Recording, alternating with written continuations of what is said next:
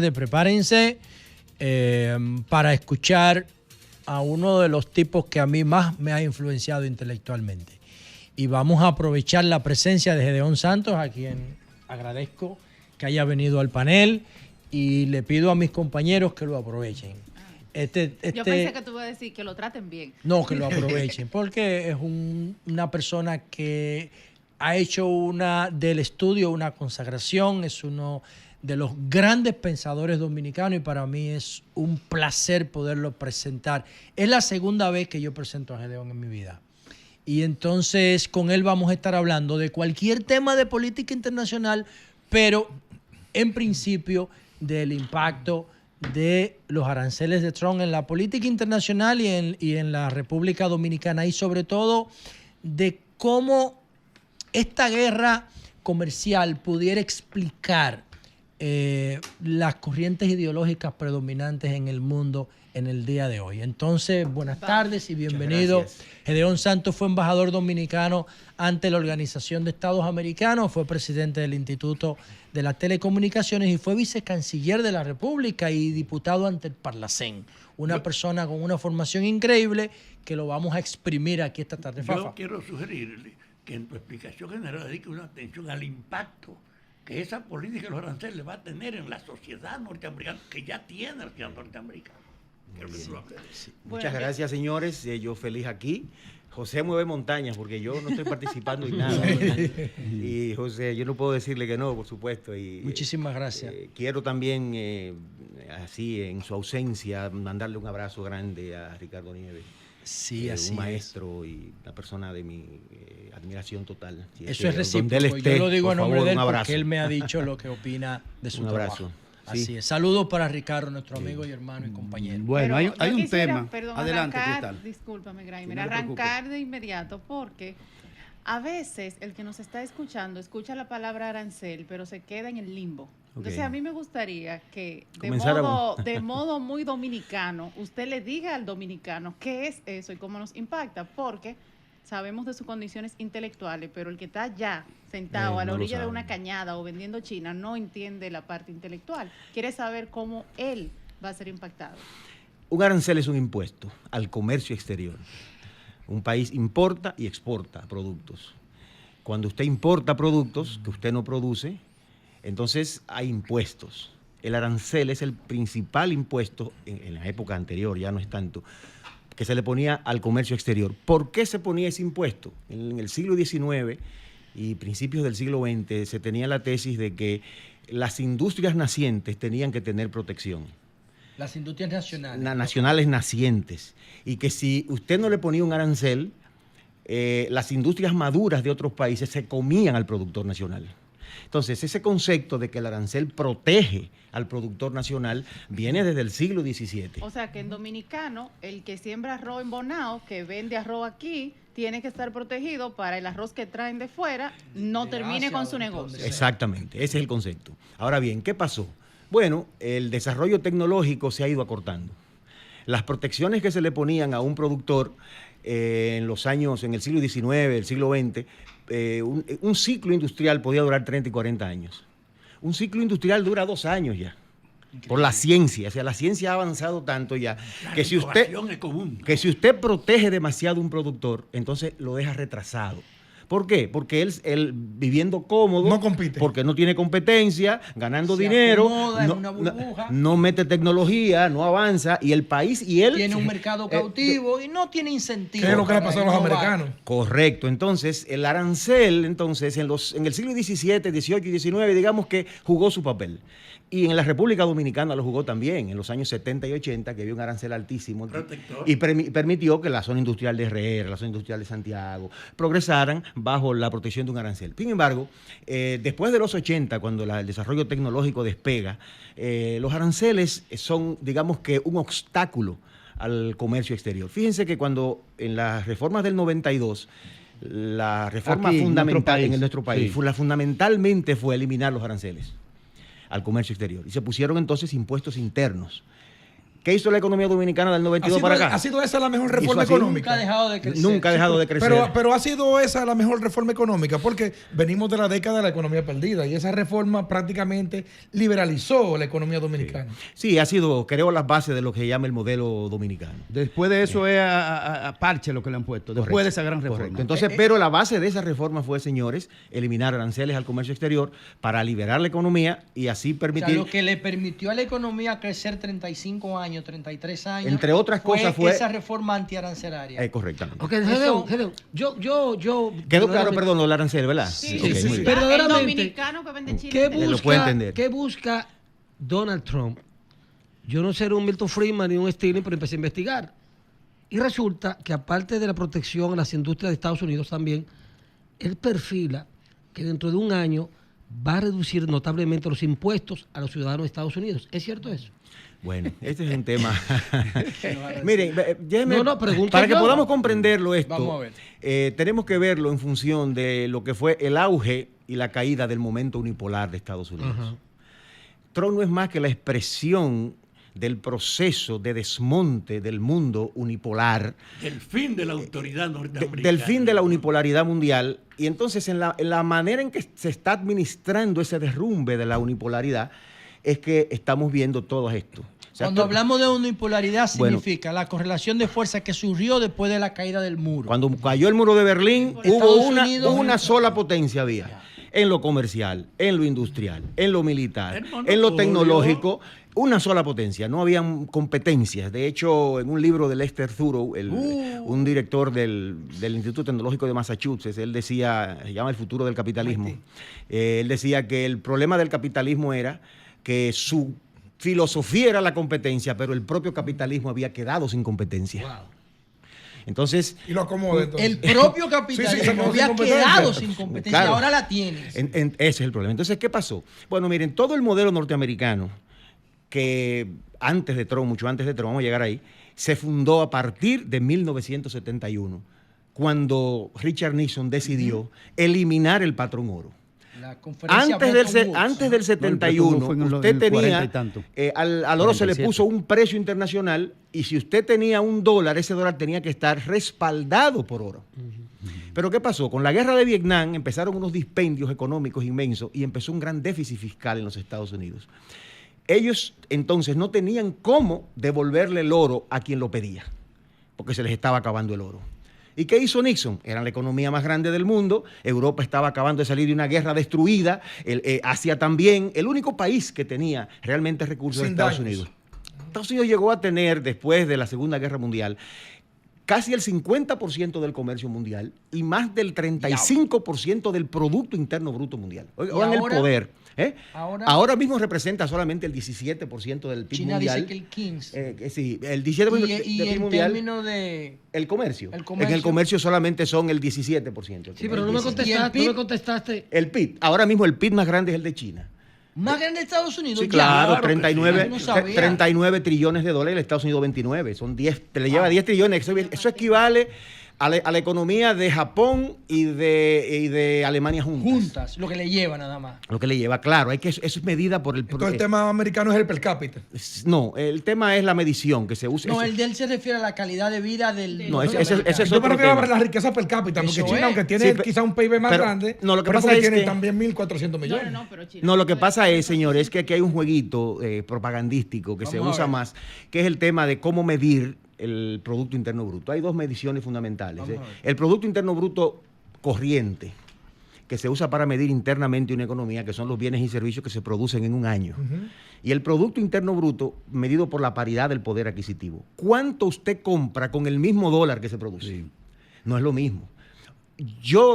La República Dominicana no compra lo mismo que compra un norteamericano Con un dólar. No. ¿Y cuál usan los chinos y cuál usan los americanos? Entonces ahí viene. Entonces, Compra mejor el norteamericano. Entonces, con ¿qué un dólar. es lo que pasa? Porque el PIB corriente no mide ni la inflación de esa economía, ni el endeudamiento, ni la devaluación monetaria. Que es lo que determina la capacidad de Entonces consumo. los americanos usan ese. Entonces, Claro, dice la lógica. entonces Estados O sea, Unidos... solo mide el consumo. consumo, entonces. No solo mide la producción. La productividad. Y el comercio, pero no mide esas tres variables que son lo que te dan el precio del producto. Entonces, ¿qué es lo que pasa? Es un jueguito. Con el PIB corriente, Estados Unidos tiene 29 trillones de dólares de Producto Interno Bruto y China solo 19. Ok. Pero medido por la paridad del poder adquisitivo, es decir, ¿cuánto cobra un dólar? Es al revés. Entonces, al revés. Hay una medida que se llama el Big Mac, que lo usa The Economy. ¿Cuánto Big Mac tú compras con un dólar? Con un dólar. Sí. O sea, Eso lo El tiramos en los Big Mac 90. de McDonald's. Pero El mire, se llama le ese voy a McDonald's. decir algo. Oye, pero tu economía didáctica. Ese planteamiento científico, 90 no estudiamos yo eso. creo que los viajeros lo aplicamos porque, por ejemplo, yo estudié un tiempo en Israel y yo calculé el estilo de vida del israelí con el dominicano a partir de cuánto me costaba un McDonald's en Israel. correcto. Sí, sí, Ese una es el medición. índice. Correcto. Pero, Entonces, ¿qué es lo- pero no me contestaste. Entonces, perdón, ¿qué es lo no que me pasa? contestaste lo de los impuestos. No, a los voy para americanos, allá, que eso es lo voy que para yo allá. quiero Mira, saber. todo el modelo norteamericano entonces cambió a partir del 71. ¿Qué pasó ahí? Oigan esto. Keynes, cuando se creó, después de la Segunda Guerra Mundial, que se creó las Naciones Unidas, el Fondo Monetario Internacional, recomendó crear una nueva moneda mundial, que se llamaba el Anchor. El Anchor. Sí. Y él entendía que una moneda de cambio mundial no debería estar en manos de ningún país, sino que debía Tiene ser una moneda de sentido acuerdo eso, De mundial. comercio internacional. Sí. Y recuerdo leer que él le dijo a un secretario... Perdón, ¿y usted llegó a saber por qué él le propuso el nombre de Anchor? No, pero sí lo que voy a decir. Él le dijo a los Estados Unidos, ¿realmente ustedes quieren tener Ese que es. la moneda de Del cambio mundo. internacional? Y ellos le dijeron que sí. Le dijo, ¿ustedes saben Lo que eso lo significa. que eso va a implicar para ustedes? Bueno, para mí, todo el auge y el deterioro de hoy de Estados Unidos tiene que ver con esa decisión de 1971 El cambio patrón oro. del cambio del patrón oro de Nixon. Y ahora lo explico. En 1960, un economista llamado Robert Triffin, se llama ahora el dilema de Triffin en economía, estableció que tener una moneda de cambio internacional y de reserva implicaba que el país que la tuviera tenía que tener déficits comerciales para generar liquidez en la En el economía mundo. mundial. Wow. O sea, el mundo necesita dólares para poder manejarse, ¿verdad? ¿Y cómo llegan esos dólares a tu economía? Llegan porque Estados Unidos tiene déficit, ¿verdad? Compra productos en el mundo a cambio de dólares. Y se lo llevan. Y se lo llevan. Entonces, Triffin lo que decía es, esto es un dilema porque si bien es cierto que te da un gran poder, entonces te genera un gran déficit interno, no solamente comercial, sino un déficit fiscal. Ahora, eso no se quedaba ahí. Con ese dinero que le llegaba a los países excedentarios, que producían mucho, que eran productores, tenía ese dinero que volver a Estados Unidos vía préstamos comprando bonos del Tesoro. Entonces, el dinero que salía por el déficit fiscal y por el déficit comercial volvía, entraba a la economía norteamericana como deuda. Es que los americanos no quieren. Por eso ustedes pueden ver, cuando ustedes ven... No, eso es lo que Trump no entiende. pero- al parecer. pero- Señores, esto Pero es- Una Gedeón pregunta le dio hace rato. le dio una vuelta ahí que quizás muchos no entendimos. O sea, usted está diciendo entonces Dime que... tú. No, usted. Dale, no importa, dale para Los allá. maestros me dicen que usted. Usted está diciendo entonces que el que se enriquece como China, luego tiene que ir y comprar los bonos del tesoro, la letra del tesoro, las deudas americanas entonces. Eso era en principio. Por eso, la mayoría de los países que tienen grandes exportaciones son los grandes tenedores de bonos.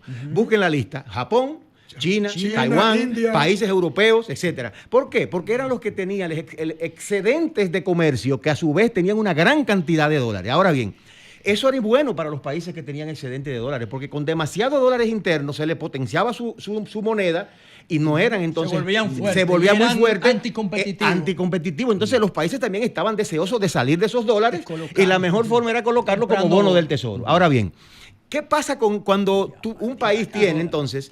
Oigan lo que le generaba este problema del Vamos dólar. a ver. Le generaba poder, muy bien. El mundo entero depende de esa sola moneda para el comercio y para moneda de reserva. Sin embargo, le generaba, número uno, déficits comerciales profundos. Es decir, la desindustrialización que vemos hoy tiene que ver con esta decisión de que el dólar fuera la moneda de cambio mundial. Le generaba un endeudamiento ilimitado. ¿Por qué? Porque le daba al gobierno de Estados Unidos un privilegio único. Cada vez que Estados Unidos tiene un problema fiscal, porque está gastando más que lo que produce, imprime moneda. Sí, y ya. Él tiene una maquinita. No tiene control, patrón Oro. No tiene control de nada. Entonces, cada vez que tiene un problema fiscal, imprime moneda. Entonces, eso le ha ido generando un endeudamiento alocado que en los años todavía 80 y 90 podían ellos resolver. De hecho, Clinton niveló el nivel, llevó a estabilizar las cuentas fiscales. Pero después que China resurge y resurgen otras potencias, Estados Unidos ya no tiene cómo manejar ni el déficit fiscal ni el déficit comercial. Porque ya no tiene la hegemonía. Porque ya no tiene la hegemonía. ¿Qué pasó? Bueno, esto les convenía también a la economía, oigan esto, porque ¿qué pasó con ese dólar así y ese sistema?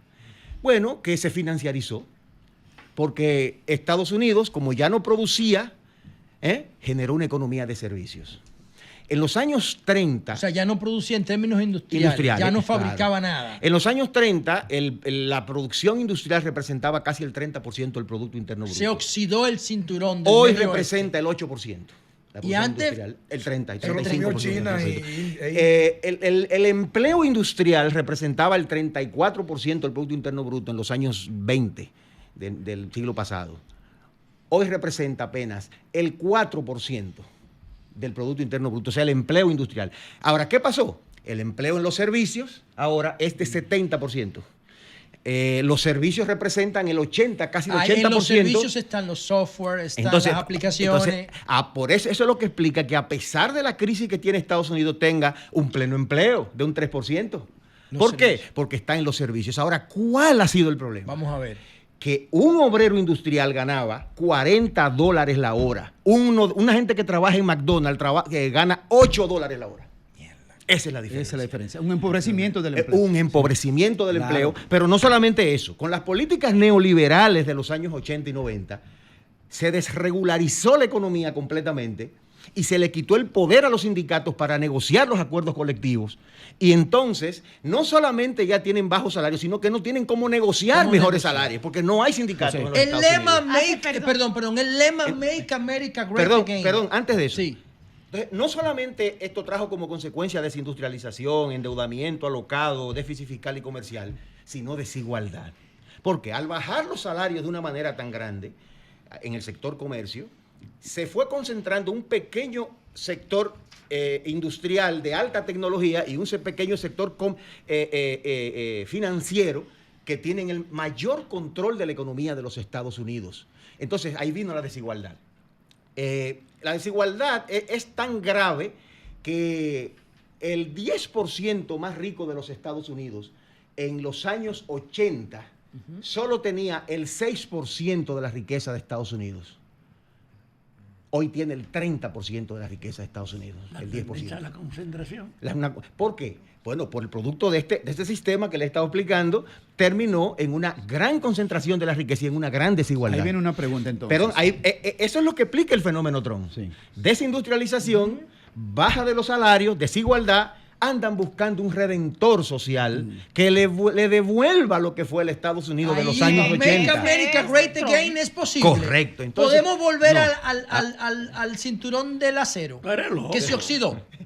No, pero bueno, don Fafa, usted me quería decir hace rato algo. Yo insisto en una cosa y quiero que tú la toques. Ahora, Mira, el predominio del dólar, que era el reflejo de Estados Unidos, le dio a Estados Unidos un recurso para apropiarse de todo en el mundo, donde el déficit económico no tenía importancia, porque ellos lo suplían solo con imprimir 5 centavos de dólar vale una moneda. Y ellos, basado en ese privilegio... O sea, usted dice que emitir $1, imprimirlo, vale 5 centavos de dólar. Le cuesta a ellos. Puede decir una papeleta de 100, 5 centavos Se llama de dólar. señoriaje. Entonces, el hecho real es que ese privilegio de tener una moneda en el mundo le dio a Estados Unidos un recurso que permitió a mucha gente. China tiene la mayor cantidad de dólares del mundo y un estado fuera de Estados Unidos. ¿Qué va a hacer con ello ahora? Invertirlo allá o comprar. Pero Estados Unidos ya no tiene la posibilidad, por esa acumulación, de ese privilegio, de imponer y tapar con su derecho del dólar su déficit. Ahora está jodido, estamos asistiendo al mundo, al fin del mundo unipolar. Y Mire, hay una realidad que es lo que tiene que entender la gente. Esta es otra situación a la del pasado. Miren, se dieron 4 acontecimientos que para mí Vamos fueron a ver. claves. El primer acontecimiento que se dio fue el 11 de septiembre. ese acontecimiento lo que demostró fue, del 2001, que un grupo de islamistas, que ni siquiera eran un gran grupo, le infringió un daño al prestigio del mayor imperio del mundo. Sheikh Mohammed y Mohammed con Atta. el ataque a las Torres Gemelas, que fue una vergüenza para ellos a nivel mundial. Pero eso lo que determinaba era que ya el imperio venía teniendo, estaba siendo erosionado y que era posible enfrentar ese imperio. Eso fue lo primero que demostró. Se vieron vulnerables. El ahí. segundo acontecimiento que cambió el mundo fue ese mismo año, diciembre de 2021. China entra a la Organización Mundial del De Comercio. 2001. Sí, diciembre del 2001. Ese acontecimiento cambió todo lo que es hoy el mundo Y esa actual. vaina, ¿no? Los Estados Unidos estimularon que China entrara a la Organización Mundial del Comercio porque pensaban, por falta de cultura, que se había perdido, de Lo que que los, dice J.D. Van, esos son unos campesinos. que los chinos iban a seguir produciendo baratijas Para de ellos. plástico y a imitar las tecnologías occidentales. Y resultó ser que desde que entraron a la Organización Mundial del Comercio, que se le abrió el mundo, ustedes ven los gráficos y China comenzó y nunca ha dejado de crecer. Y mucho. Claro. El tercer acontecimiento fue la conferencia de Múnich en el 2006. En esa conferencia de seguridad, que se hace todos los años, Putin, por primera vez, el presidente de Rusia, denuncia el mundo unipolar y dice que ese mundo unipolar tiene que acabar. Por primera vez alguien enfrentó al imperio y le dijo, ustedes actúan de manera unipolar y eso tiene que acabar. Lo hizo Putin en el 2006 en la conferencia de Múnich. El cuarto acontecimiento fue que el Fondo Monetario Internacional declaró en el 2014 a China como la mayor potencia comercial del mundo, por primera vez, en el 14. En el 14. Sí. En el 15 declaró como la mayor economía del mundo, ya en el 2015. Ahí están los datos. Entonces, llega Xi Jinping al poder y declara el plan Made in China 2025. Hecho en China. Pero hecho en China de alta calidad. De alta calidad. Porque Ya, hasta eso, sinónimo de hasta ese orgullo, no momento, de baratija. No de baratija. Entonces, inician un proceso Ya no va a con ser el niño, apoyo masivo del Estado para meter todas las tecnologías, desarrollar las universidades, desarrollar los centros de investigación. Eso fue en el 2013, el 2014 pusieron la... Hace 11 años. Sí. Resultado, en el informe de ASPI, que es una organización australiana del año pasado, 60 de 64 tecnologías críticas en el siglo XXI. Ya 60 de 64. China las domina. Maestro, 60, índice ¿y las otras en ese- cuatro? en el centro- no, la domina Estados Unidos y una la domina Europa. O Hay sea un- que si proyectamos esto al siglo XXI, China Dominará. las tendencias tecnológicas del siglo XXI, Totalmente. más de un 90%. Claro. 90%. Perdón, hay un Hello, informe en hello. Harvard del profesor Alison Graham, Ajá. de la Universidad de Harvard, de la Escuela Kennedy de Ciencias Políticas, que tiene un enfoque parecido. Él lo que hace es que el enfoque es diferente y pone que de 26, China domina De 22. 26 indicadores domina- China 22 en el informe Señores, de Harvard. vamos a dejarlo, tenemos que hacer una pausa. Pero vamos a dejar Sí, la pregunta. Deja la Y la pregunta, responde porque retorno. además quiero preguntarle sobre mi ley y quiero preguntarle el impacto que va a tener la guerra arancelaria en República Dominicana, amenazas y oportunidades. Sí. Perdón, antes de eso, acabo de Sí. leer aquí en The Wall Street Journal Ajá. que Trump y su equipo acaban de anunciar que van a bajar los Sí, aranceles van a a bajar China los aranceles, lo dijeron y esta que mañana. van a buscar una avenencia con China Sí, y que, así es. que no va a ser cero, dijo él, No pero que... aguanta, no aguantó. Lo dijo en una reunión secretario de Estado privada lo para dijo. que se filtrara. No, en ese caso le podríamos poner el tema de Luisito Martí a Magari Nodal, pero de Johnny Ventura. Pero está bien. Hemos visto las acciones de Donald Trump. Un poco díscolo, para adelante y para atrás, y unas cuestiones que a veces ni se entienden bien cuál es el propósito final. No he visto un solo economista en el orden internacional que defina qué tipo de economía o plan económico es que tiene Donald Trump, en cuál tradición se enmarca ese tipo de... ¿En cuál escuela de economía? ¿En cuál de escuela de economía? Después de la pausa volvemos Muy con eso. Escuchando o mirando esta entrevista, les recomiendo lo que yo voy a hacer. Verla Y en es YouTube más verla tranquilo. en frío, Sí. tomando notas. Sí. Porque lo que Gedeón Santos está diciendo aquí no se había dicho antes en ningún medio. Un análisis internacional de primer orden. De primer orden. Y eso hay que verlo. El que le interesan estos temas, que lo pueda discutir en el metro, en un colmadón, en una barbería, en grupo de WhatsApp, tiene que sacar nota de esto para poder incorporarla a sus argumentos de debate. Graimer, tú dejaste la pregunta, porque inclusive en Argentina Milei tiene el concepto de libertario, que la gente a veces no lo entiende, que es un concepto de economía, que no sé si de Viena, de Inglaterra, el origen exacto, pero que es como el desmonte de las estructuras de estatal y demás. La disminución del tamaño del empequeñecimiento del Estado Estado casi a cero. Pero, ¿qué es lo que está haciendo Donald Trump, su equipo y él, que no he visto un solo economista que defina qué rayo de modelo es que está aplicando? Y si es totalmente nuevo o es un modelo repetitivo pero retorcido. Bueno, en el libro de Perestroika de Gorbachev, cuando él explicaba la perestroika en la Unión Soviética, hay una frase que yo subrayé con mucho así, esa fuerza, que decía: saber lo que estaba mal fue fácil, saber lo que estaba bien fue lo difícil. Trump está en ese mismo dilema de Gorbachev, es decir, él ha hecho, y su equipo, una radiografía correcta de los problemas de Estados Unidos. Porque si tú te pones a ver qué plantea Trump, volver a traer la industria. Make America Great Again. Es verdad. ¿Pero cuál industria? O sea, está bien, pero ponte en el lugar de un estadounidense blanco, para el cristiano, discurso, sí, que quiere volver a trabajar en la industria y a ganar $40 la hora. Él quiere volver a traer a poner el carbón, el acero, los carros. Todos son parámetros del principio del siglo XIX, XX. Correcto. Ahora bien, ¿qué es lo que pasa en Estados Unidos? Para entender a Estados Unidos, señores, hay que entender que quien maneja Estados Unidos no es un político ni un presidente, es el establishment. Y dentro del establishment hay algo que se llama el Estado profundo. El Estado profundo son estructuras que están enquistadas dentro del Estado que ni el presidente las controla. Exacto. Ni el presidente las controla. ¿Y por qué Trump Entonces, muestra esa agresividad y ese aparente control de todos los procesos? Porque se usó el Estado profundo contra Eso me sonó escándalo ahí. Contra él. Claro. Se usó contra él. Escándalo. Y él quiere vengarse de ese me Estado sonó profundo. escándalo. Entonces, por ejemplo, en Estados Unidos hay 16 organismos de seguridad. La gente solamente ve la CIA. CIA y FBI. La CIA es el que más suena. Hay 14 no, más. No, 15 más. ¿Podemos mencionar algunos? Entonces, pero vamos a ver el modelo económico de Trump. ¿En qué escuela se enmarca eso? No, ya voy. Entonces, ¿qué pasa? Lo que uno ha aprendido viendo a Estados Unidos es que al final Trump lo que tiene es una política de ruido.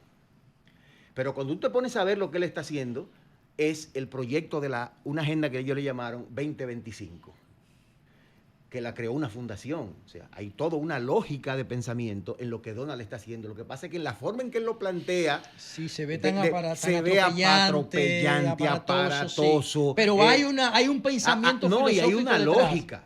Con los aranceles, por ejemplo, él tenía una lógica elemental. Si él logra que el dólar se devalúe, aumentan las exportaciones norteamericanas, disminuye el déficit comercial, y no solamente eso, no, que con la presión que le está haciendo a los países con el aumento de los aranceles, él obliga a que le compren bonos del Tesoro por una razón simple. Los bonos del Tesoro a 10 años, ahora en el 25, se venden 9 trillones de dólares de bonos del Tesoro. Entonces él necesita que le compren, reprogramar esa para deuda. Que conseguir un dineral para poder reprogramar esa deuda. Y además, si aumenta la demanda, bajan los intereses y paga menos. Claro. Tiene lo sentido. que pasa fue que en la forma tan atropellada que él lo hizo, el mundo se le cripó, el mundo se le cripó y los mercados se le cayeron. Pero la lógica de lo que él quiere hacer es correcta. Entonces hay una escuela. Hay una escuela. O sea, ¿dónde se es keynesiano? ¿Qué rayo es? No, pero hay una escuela de los aranceles. Hay una escuela de los pero aranceles. Que está por definir más adelante cuando ustedes, los especialistas, comiencen a evaluar cómo es que van a definir esto. Porque te digo algo. Trupismo económico. Mira qué sucede. Te voy a dar un dato para que se entienda. Las épocas las definen las generaciones posteriores. O sea, la época en sí mismo no se autodefine. Eso era antes, ahora se autonombran. Son las generaciones posteriores que definen. La época tal, porque la Edad Media y toda la demás época la definieron las generaciones posteriores. Eso se llamó tal cosa, porque la entendieron, la comprendieron. En el futuro, ¿cómo vamos a definir eso de Trump? Económica de Trump? Eso se está en construcción. Trumpismo económico. Eso está en construcción. Pero mira, lo que sí te puedo decir es que la gente he escuchado muchos analistas que han dicho que Trump ha estremecido el orden mundial y que Trump ha sido como el disruptor. No, señor. El disruptor ha sido China. De hecho, Trump y su gobierno son una respuesta de Estados Unidos a la emergencia de China, que no saben qué hacer con ella, es una reacción. Tardía. Entonces, todas las medidas que Trump está tomando es una reacción frente Es un reconocimiento al ascenso de China. la Y influencia no solamente mundial. al ascenso de China, al ascenso de Rusia y al ascenso de la India y Al BRICS. al mundo multipolar. Es decir, que políticamente está correcto lo que él está haciendo. Bueno, desde el punto de vista de un imperio, Históricamente. tú no quieres que un imperio se te desgrane Bueno, en tu tú mano. quieres- Ahora, ¿qué tiene sentido lógica. tiene, De todas compañero, un arancel de 245? Como China dijo, es que eso es absurdo, ahí es que- antieconómico. Ahí es que viene la locura y la forma tan atropellada como él lo plantea. Porque para mí, a Estados Unidos lo que le conviene es sentarse en una mesa con China y negociar el desarrollo mundial y la relación de ambos que puede ser beneficiosa. Una escala de cooperación. Trump lo que está haciendo es lo mismo que hicieron los chinos en el siglo XVII, principio del siglo Diablo, XVIII. 17. ¿Qué hicieron? Crearon una muralla, se encerraron en la muralla, pero mientras ellos estaban encerrados en la muralla, vino la revolución industrial. Y se quedaron fuera. Y se quedaron fuera de la revolución industrial. No tiene madre. Oye, eso, o sea, el símbolo de la muralla Claro. era un símbolo de Trump. aislamiento, era una Totalmente. especie de Brexit Totalmente. en el siglo XVII. Totalmente. Eso es lo que está haciendo Trump, aislándose. Entonces, ¿no? en el fondo se está aislando. ¿Por qué? Porque en esto hay también un sentido como de arrogancia. Todavía Sí. creen que tienen la supremacía Sí, mundial tienen que económica, venir y tienen que la besarme el supremacía. culo. Lo dijo públicamente. Entonces, Lo ¿qué dijo. es lo que está pasando? Que es otro mundo. Hay otra configuración económica, hay otro poder. Otros mercados. Y otra reconfiguración del poder en términos general. Entonces, Estados Unidos tiene primero que reconocer que tiene que compartir la gobernabilidad mundial con otras potencias ya. En eso Trump lo tiene claro. Lo que pasa es que lo hace de una manera tan atropellada que tú no sabes lo que al final él va a hacer. Pero desde el punto de vista real, el primer grupo de poder que reconoce el mundo multipolar es este gobierno de Trump. Marco Rubio en una entrevista hace como 3 meses dijo, el mundo unipolar terminó. Marco Rubio, por primera vez, dice que hay un mundo multipolar. Antes de ser secretario de Estado. No, ya siendo secretario de Estado. Esa es la grandeza que tiene esto. Entonces, los demócratas siguen pensando ideológicamente en el destino manifiesto, en la sociedad imprescindible de Margaret Albright, y que sin Estados Unidos el mundo se va a derrumbar. Esa es una concepción mesiánica de los fundadores de Estados Unidos que se ha extendido por los siglos. Entonces, ¿qué es lo que está pasando? Si Estados Unidos no negocia con el resto del mundo y se aísla, se va a perder el gran desarrollo científico que se está dando en el resto del mundo, que es la 4ª revolución industrial, que quien la está dominando es China. 2 preguntas en una. Tú vas a hacer la pregunta, pero hay algunas preguntas cortas. Nos quedan unos 15 Son puntuales minutos de la entrevista, pregunta Fafa, mía. y yo quiero hacer unas preguntas cortas Son también. puntuales. Vamos arriba. Número 1, ¿por qué los Estados Unidos le pidieron a China la apreciación del yuan? Lo hizo Obama. ¿Por qué? Primero, para saber la explicación. Y número 2, crisis del capitalismo. Porque la mano invisible de Adam Smith no sé lo que está ocurriendo hoy con el proteccionismo de Trump. Vamos a empezar por la última. A mí me da mucha risa cuando veo hablar de la Guerra Fría, la nueva Guerra Fría. ¿Qué es esto? Señor, esta es una lucha entre capitalismos. Así La es. Guerra Fría era una lucha entre socialismo Y capitalismo. Y el Son socialismo dos está modelos modificado. capitalistas. Son 2 modelos capitalistas enfrentados por la hegemonía mundial. En China lo que hay es un capitalismo crudo y duro. Hacia afuera, hacia afuera. Y hacia adentro. Hacia adentro. Hacia adentro. también, Tú hacia sabes, Thomas Friedman, que es uno de los articulistas más importantes de New York Times, era muy antichino y fue a China y escribió un artículo no hace mucho diciendo lo que él vio. Y él dice que le explicaron, por ejemplo, cómo crecieron los carros eléctricos. Empezaron como... caricaturas de vehículos. 50 empresas y competían entre ellas y al final quedaron 8. Y esas 8 hoy son las que están dominando el mundo. Están de los liderando carros el eléctricos. mundo, Es decir, todas. hay una competencia interna feroz porque es un capitalismo, realmente capitalismo que hay en China. No existe. Socialismo nada más es de nombre político. Entonces, esa es una característica clara del Capitalismo con partido único. compartido O sea, único. un modelo diferente. Perdón, un capitalismo de Partido Estado, comunista. pero con una calidad. Un capitalismo de Estado. Un capitalismo meritocrático.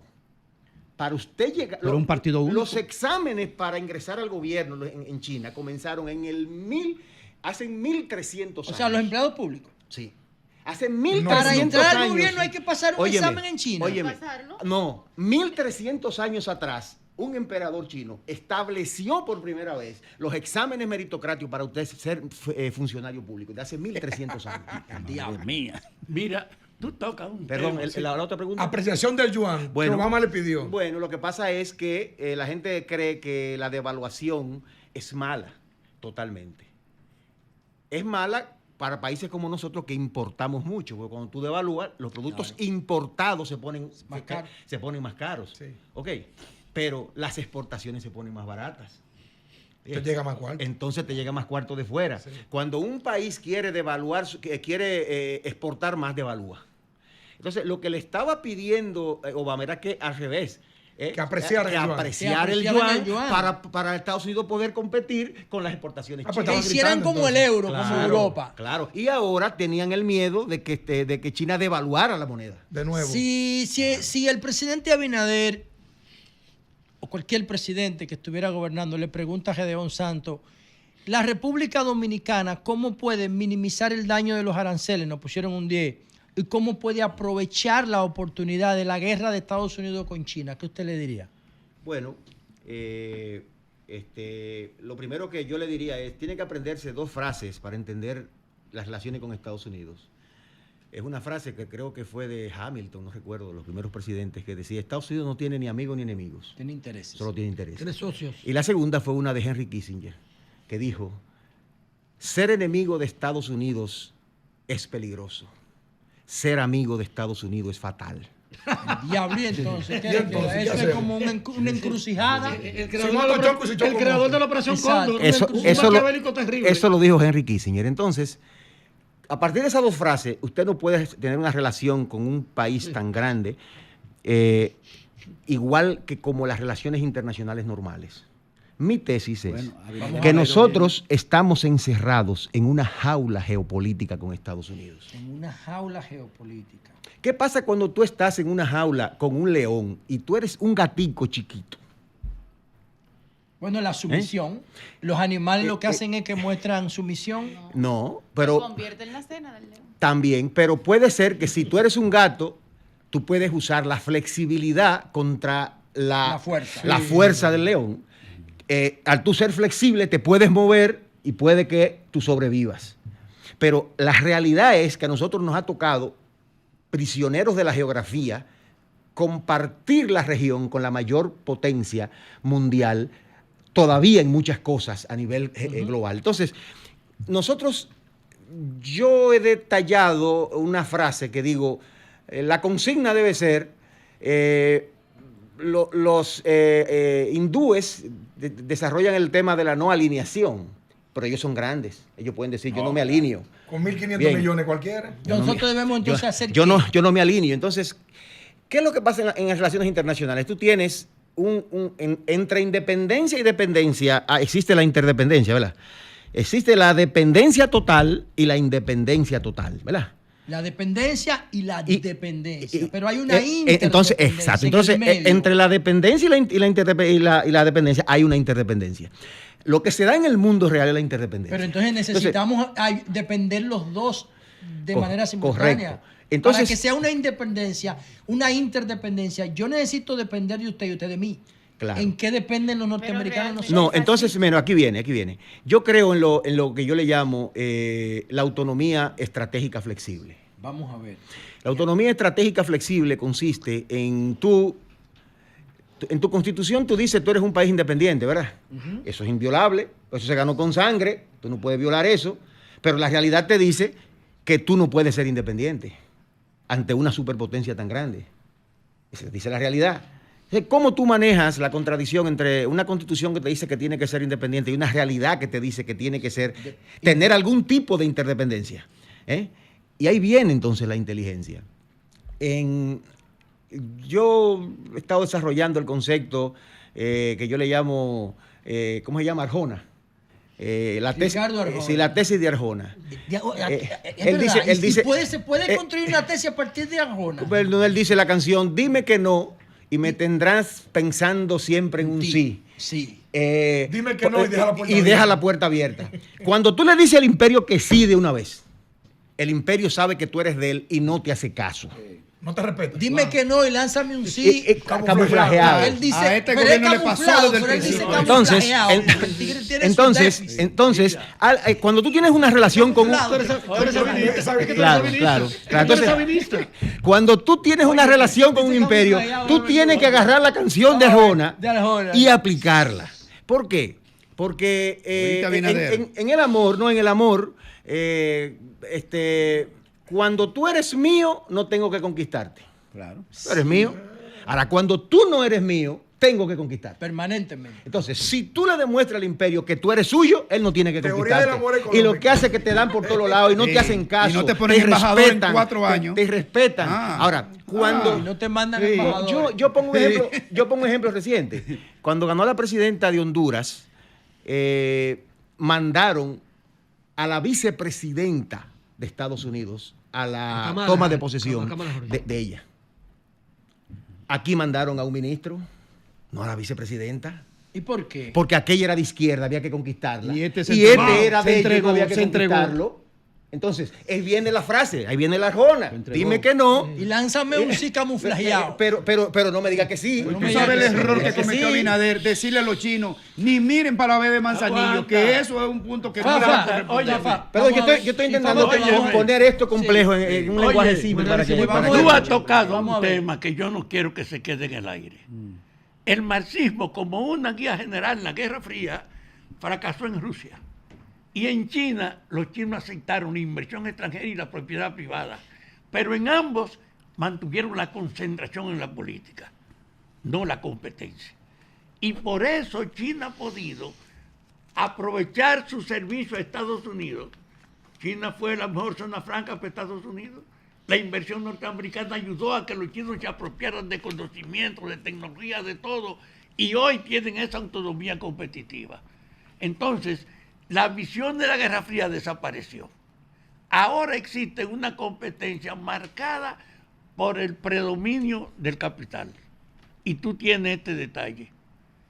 Nunca antes nosotros yo hemos tenido una relación tan favorable con Estados Unidos como la que tenemos ahora. De sumisión. 10.000 millones Exacto. gratuitos. 10.500 millones de remesas. Gratuitos. Y además, el Pero grueso... son los dominicanos perdón, trabajando, Fafa. El grueso del turismo viene también de Estados Unidos. Tenemos un chance de defender esa privilegiada situación que tenemos ahora con Estados Unidos y abrirnos a los nuevos. ¿Tú crees que eso como política es posible? Vamos a ver. Hace una preguntita luego. Sí, espérate que vamos a esperar. que Sí, responda mira, él. esa es la relación más compleja que nosotros tenemos, igual que la de Haití, en nuestra política exterior. Es una relación muy compleja la de Estados Unidos. Tú tienes que estar siempre en una cuerda floja haciendo malabares.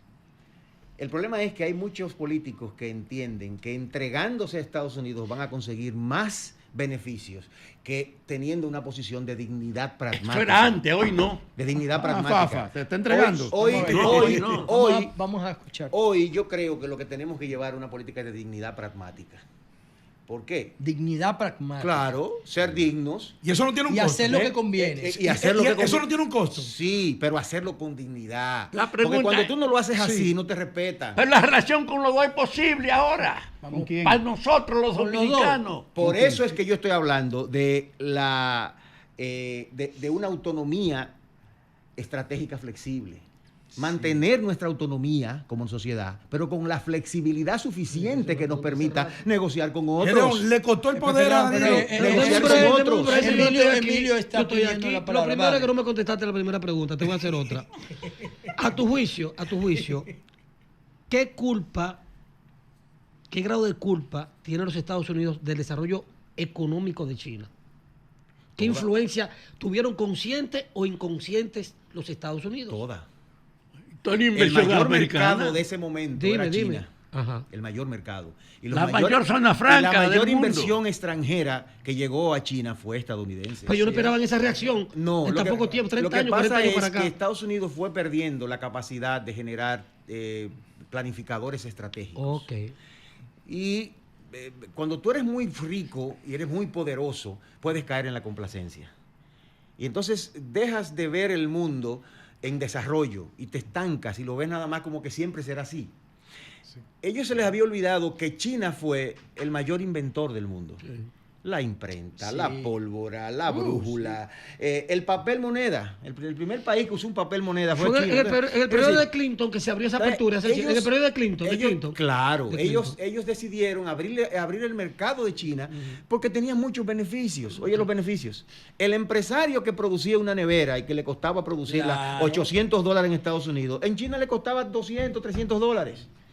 Pero el consumidor que compraba una nevera que le costaba $1,500 hecha en Estados Unidos, le costaba $800 hecha en China. sí. Se beneficiaba el Todo el productor. mundo, se beneficiaba el consumidor. La cadena productiva. Todo el mundo. Ahora, eso Fue la mayor desin- zona franca del mundo. Ahora, eso desindustrializaba el país, generaba una dependencia del dólar para poder pagar los déficits fiscales y los déficits luego comerciales. Y, por supuesto, al final generó lo que tenemos hoy. Estados Unidos, miren qué es lo que pasa con la deuda. Hay que pagarla. La gente cree que la deuda de Estados Unidos se la debe al mundo. No, solamente debe el 33% de esa deuda se la debe al mundo. El Además, resto es de la deuda interna, es interna. es interna. Esa deuda la tiene. Otro 33% lo tiene la banca y los fondos, perdón, la banca.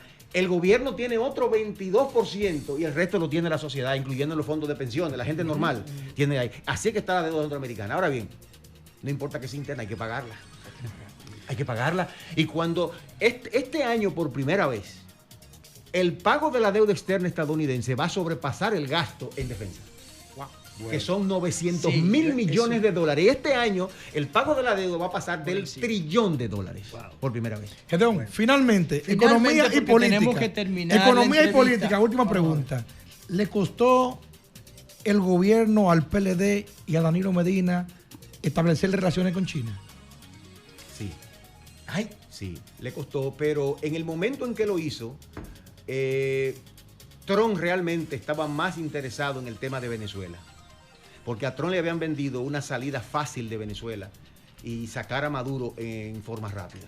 Le vendieron esa idea. en el mismo momento en que República Dominicana firmó con China, en Así el es. 2018. Yo puedo dar fe de que yo era el embajador, el canciller era Miguel Vargas, un ¿A señor dónde tú eres embajador? en la OEA, y un señor llamado Juan Cruz, que despachaba en la Casa Blanca, fue comisionado para reunirse con nosotros. Se reunía con Trump, el señor Juan Cruz, y fue con el embajador de Estados Unidos ante la OEA.